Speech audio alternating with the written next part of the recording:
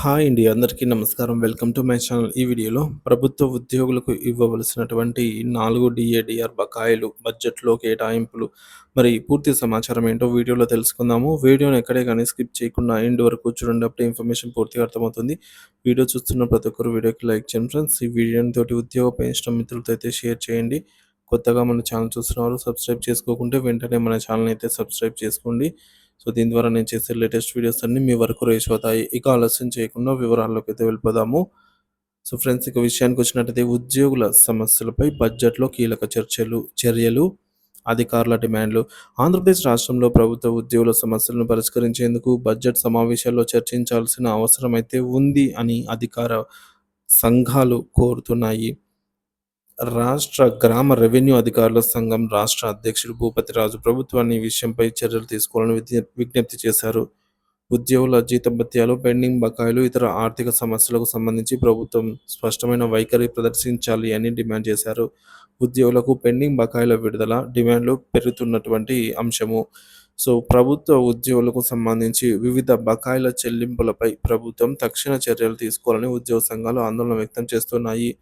DA pending బకాయిల గురించి ఒకసారి మనం ఒక లుక్ ఏసినట్లయితే, ఇప్పటివరకు ఉద్యోగులకు డిఏ పెండింగ్ బకాయిల కోసమైతే ఏమీ చెల్లించలేదండి. సో, చెల్లింపుల కోసమైతే ఎదురు చూస్తూ ఉన్నారు. బడ్జెట్‌లో వీటికి తగినటువంటి నిధులు కేటాయించి విడుదల చేయాలని కూడా డిమాండ్ చేస్తూ ఉన్నారు. సరెండర్ లీవ్ బకాయిలు, ఉద్యోగుల సరెండర్ లీవ్ బకాయిలు కూడా ఇంకా విడుదల కాలేదు. ఇవి తక్షణమే విడుదల చేసి ఉద్యోగులకు ఆర్థిక ఊరట కల్పించాలి అని కోరుతున్నారు.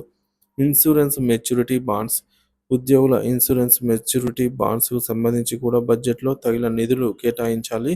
వీటి చెల్లింపులలో జాప్యం జరగకుండా చర్యలు తీసుకోవాలని అధికారుల సంఘం స్పష్టం చేసింది.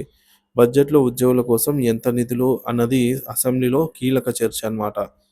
అన్నిటికంటే ముఖ్యంగా ఈ బడ్జెట్‌కు, ఈ డిమాండ్‌లకు సంబంధించి ప్రభుత్వం ఎలాంటి నిర్ణయం తీసుకోనుందో తెలియాలి. సో, ఖచ్చితంగా డీఏ బకాయిలైతే చెల్లింపులకు ప్రభుత్వం తగిన చర్యలు తీసుకోవాల్సిందే అండి. సో, మరి తీసుకుంటుందా లేదా అనేది వేచి చూడాలి. ఇతర పెండింగ్ బకాయిలకు సంబంధించి కూడా ఆర్థిక శాఖ ఎలాంటి ప్రకటన చేస్తుందో కూడా సర్వత్రా ఉత్కంఠత నెలకొంది. అసెంబ్లీ బడ్జెట్ సమావేశాల్లో ఉద్యోగుల సమస్యలపై మరి చర్చ జరుగుతుంది అనైతే సమాచారం. మరి జరుగుతుందా లేదా అనేది తెలియాల్సి ఉంది. ఉద్యోగు ఈ మేరకు చూసుకున్నట్లయితే ఉద్యోగులకు కీలక అప్డేట్స్, మరి రాబోయే కాలంలో ఏం జరగవచ్చు అనే ఒక అంచనా అండి. ఈ నేపథ్యంలో ఉద్యోగులకు సంబంధించి తాజా అప్డేట్స్, సో, మరి మనకు జరిగేటటువంటి బడ్జెట్ సమావేశాల్లో అప్డేట్స్ అయితేనేమి ఎప్పటికప్పుడు మన ఛానల్ ద్వారా అయితే అందిస్తూనే ఉంటాను. సో, ప్రభుత్వ ఉద్యోగుల డిమాండ్లు ఎలా పరిష్కరించబోతోంది ప్రభుత్వం, రాష్ట్ర ప్రభుత్వం అనేది వేచి చూడాల్సిన అంశం అండి. పెండింగ్ బకాయిల విడుదలపై అసెంబ్లీలో తీసుకునే నిర్ణయాన్ని త్వరలోనే అయితే తెలియజేయనున్నారు. సో, మనకు కూడా త్వరలోనే ఈ ఉద్యోగులకు ఏమేమి నిర్ణయాలు తీసుకోనున్నారు, ఏమేమిటి అనేది పూర్తి వివరాలైతే ఒక క్లారిటీ కోసం మనకైతే తెలియనుంది అన్నమాట.